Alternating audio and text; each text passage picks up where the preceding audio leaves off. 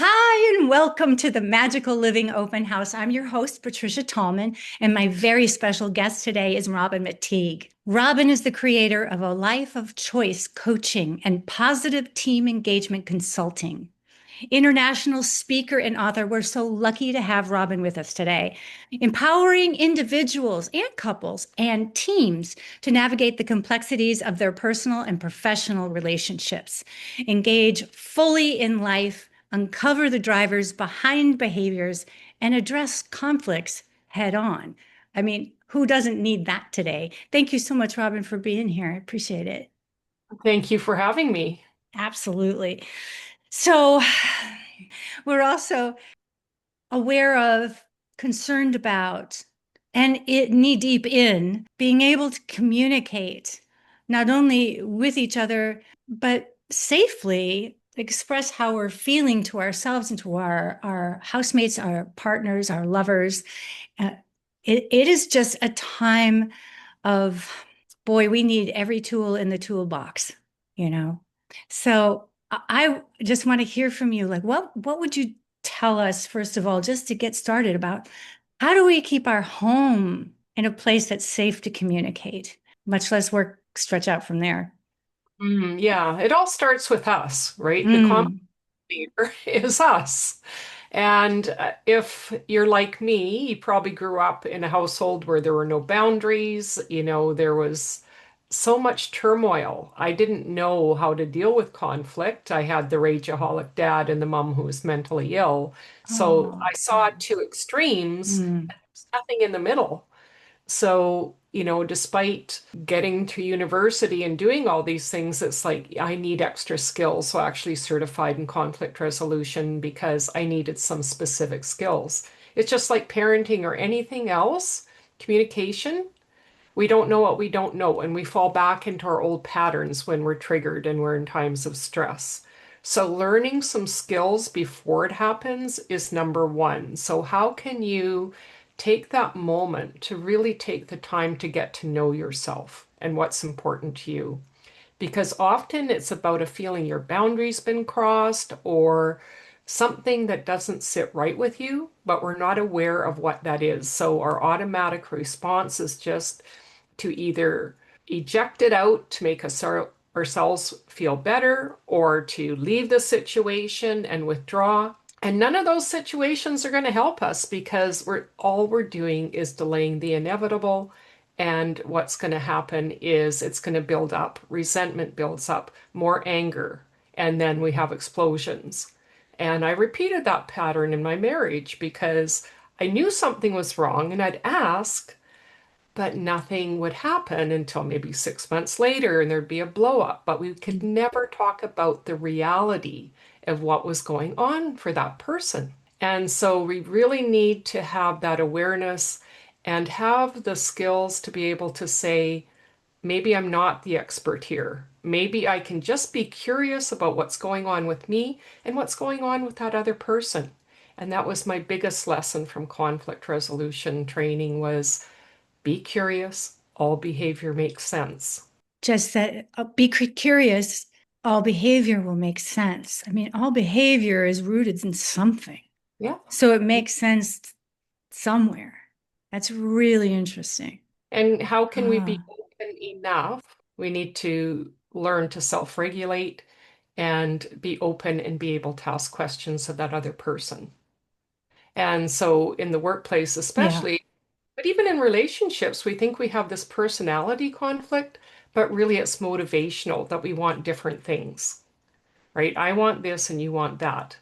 And we see this all the time with couples.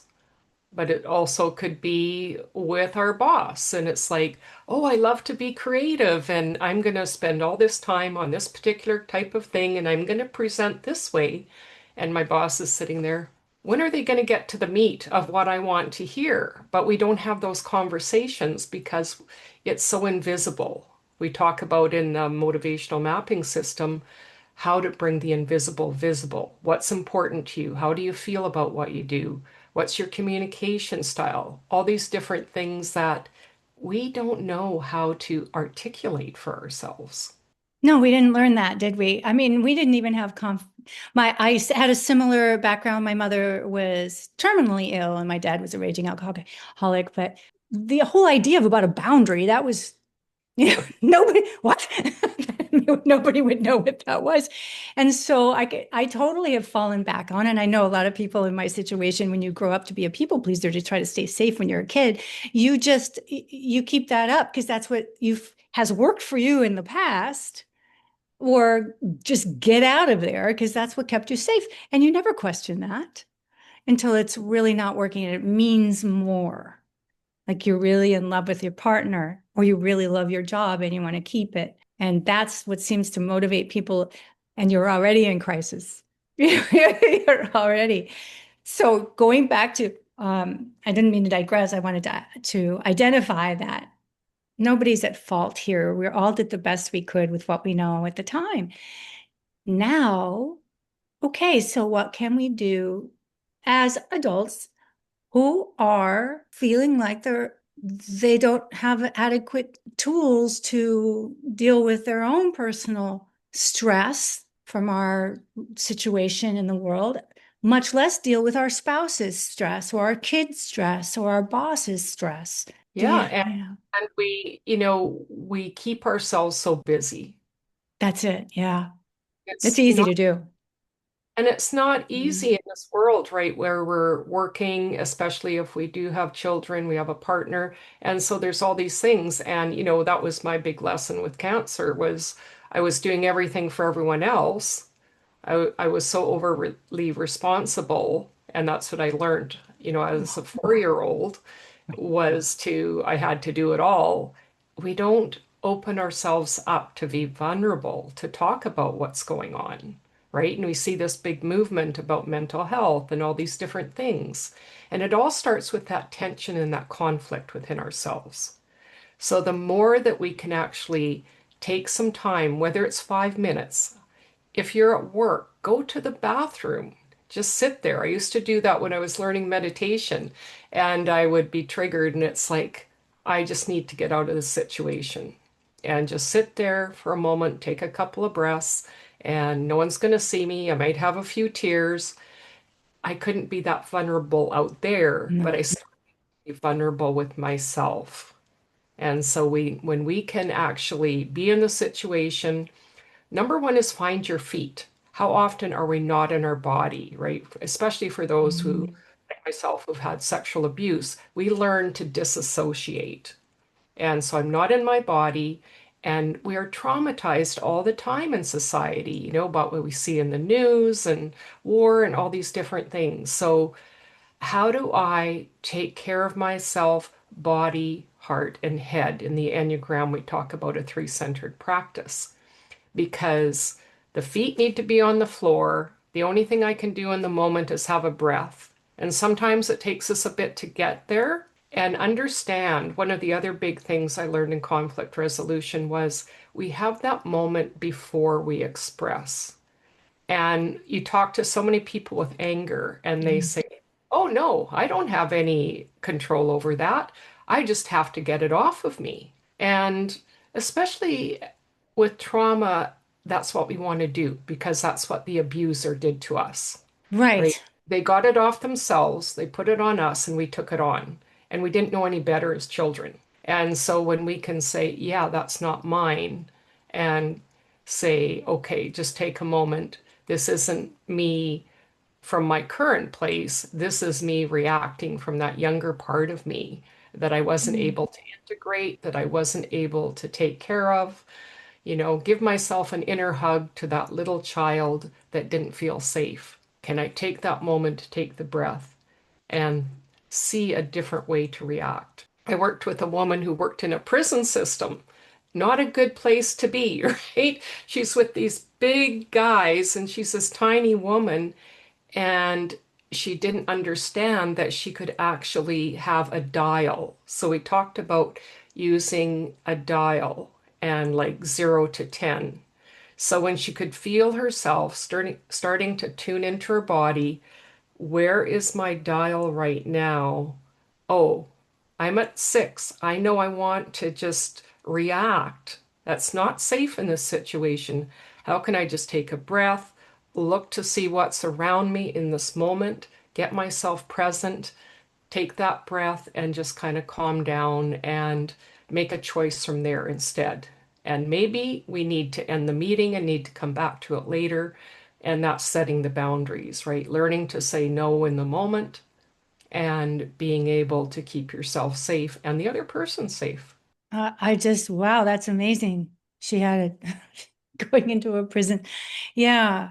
I do admire people who can function and have enough confidence in themselves to be able to function, to put themselves in a situation like that to begin with. That's really admirable. And sometimes it's based on trauma, right? We have these trauma bonds, and that's what's normal to us. You know, one of my counselors, when I was going through learning about myself, was it was like you had many bombs going off all the time. It was so chaotic. That was just normal. And it's, Hmm. yeah, like, what are you talking about? You know, yes, I'm a survival. Yeah, yes, I've had this trauma. It's like, and having it as a badge of courage instead of seeing hurt within us and that vulnerability and that kindness to ourselves and compassion. This is what we miss most in life is where can I bring that kindness and compassion for me? We have it for others. We have it for babies. We have it for little animals, right? And when we can tune into that energy of love for them and care and compassion, let's bring it into us so that we can say, yeah, I'm worth it too. Because often it's a self-worth issue, right? And Huge. learn that I'm enough as I am. And that's a tough message because when we've Mhm. had it out of us and energetically, emotionally, mentally, physically, spiritually even, right? There's trauma around that. And I saw that damage in my own family and shied away from spirituality for so long because I equated it with the religious upbringing that they had that caused trauma to them. So learning to parcel that out to say, yeah, what is true for me now? And that takes some work. It's we talk about spiritual bypass where people, yeah, let's just be happy. We'll just let it all go. And no, we have to look at it. We have to see what it caused. We look at those patterns. Everything I do looks at patterns to see where did that come in? Where are the issues that need to be shored up for your self-care, for whatever it is that you need, the boundaries and learning those tools, finding my feet. And then we can start the dialogue, Mm. setting up parameters. I was in one book and we talked about different steps for parents to have the conversations. And so often we do it on the fly. And same with managers, right? They want to get stuff done. They've got lots to do, and it's like, I just need to get this off my plate and I'll feel better. Well, actually, you're probably not going to have a great conversation, and it's probably not going to get resolved. So if we can actually slow down, set up a meeting, put our time and attention on it, not be looking at our watch and thinking about the next meeting, and be present with that person, both us as the person in this authority position and that person to feel that they have some equal footing. And that's going to allow them to open up to find out what's really going on with the person. Because we have all these things going on in our head and we don't feel seen or heard. And then we can't be honest. We can't be vulnerable. So if I can actually, as the manager, say, I am concerned about you and these are some challenges I've had too and just kind of set the stage. We don't do that, right? We want to get to the point and communication skills talk about the sandwich where you set up before you get to the meat and then you have the wrap up so everyone feels seen and heard and then you can move forward and maybe have some agreements or agree to meet again. But so often we miss this whole thing and we just think, yeah, we've had the talk, that's it. And the problem just represents itself again and it's an ongoing issue.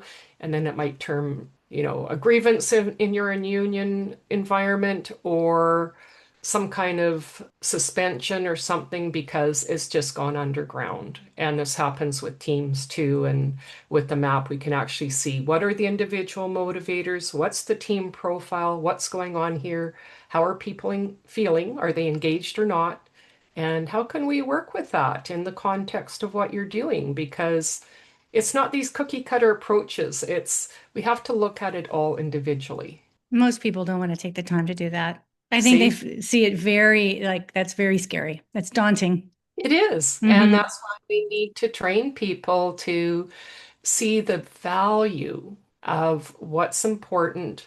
And this is where organizations really have to have that mission statement. They need to have the vision. And are you walking your talk? Because if you're not from the top down doing that, your staff aren't. Right. Well, they model what's going on in leadership. And it's the cookie cutter approach, right? We're Hmm.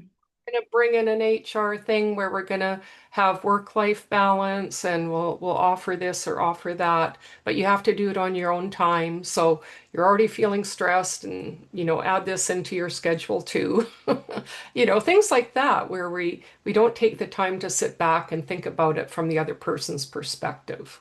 I can imagine there's also a lot of other feels like time bombs. Like if you say the wrong thing, will HR come down on you for inappropriate conversations, or because you're afraid that you didn't handle it right, or that's not what I meant to say. And you know, it gets if you don't have the training, if you don't have the protocol in place at your workplace, then it's going to be really hard for an individual to feel safe enough to go ahead and dive into it. Yes, absolutely. So, how can you have those discussions cross departments? We talk about Mm. science, we talk about these different things where we have different levels from a board to supervisors, managers to the staff.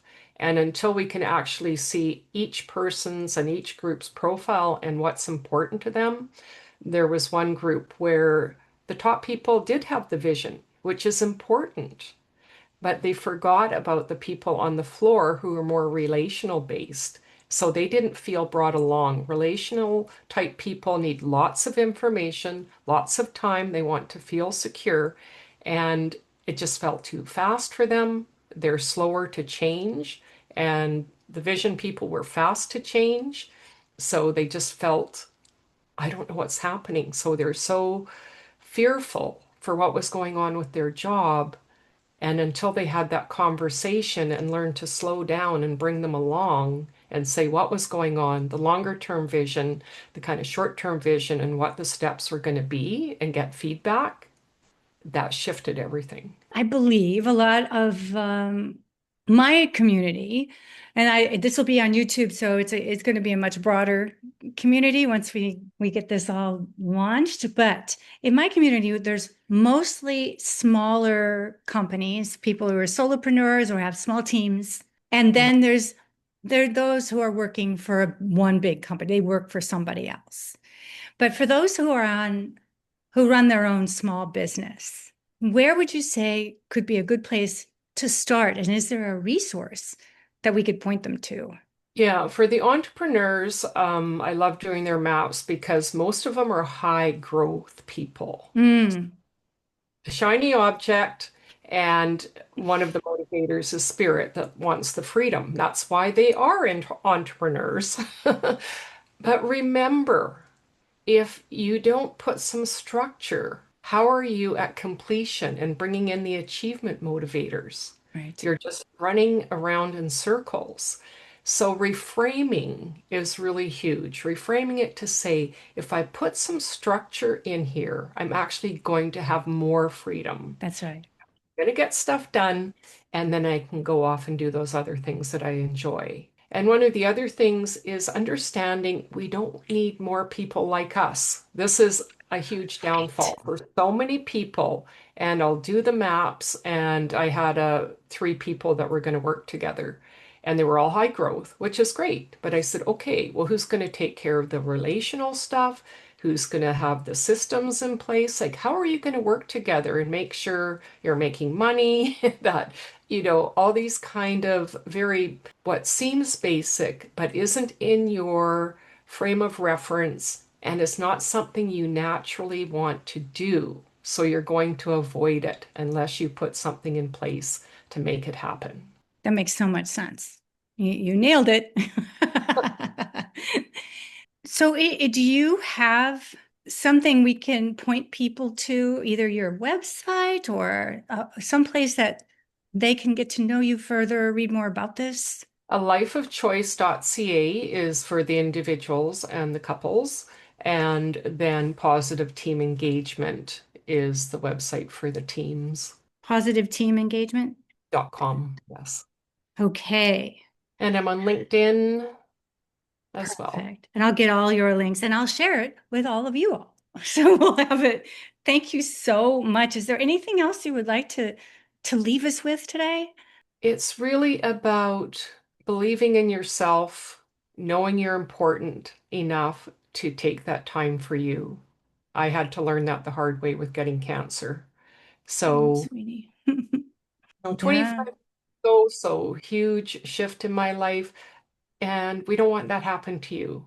right. So just really think about that curiosity so that you can take that moment to reflect for yourself and how relationships are supporting you or not. And maybe there needs to be some other shifts in your life. hmm I think that self-worth topic it's sort of never ending. We can always improve in our compassion for ourselves and then be able to reflect that out to the people around you. Thank you so much, Robyn. This is really a lovely conversation. I really appreciate it. And I appreciate all you're doing as well. Thank you. Thank you, everyone. See you soon.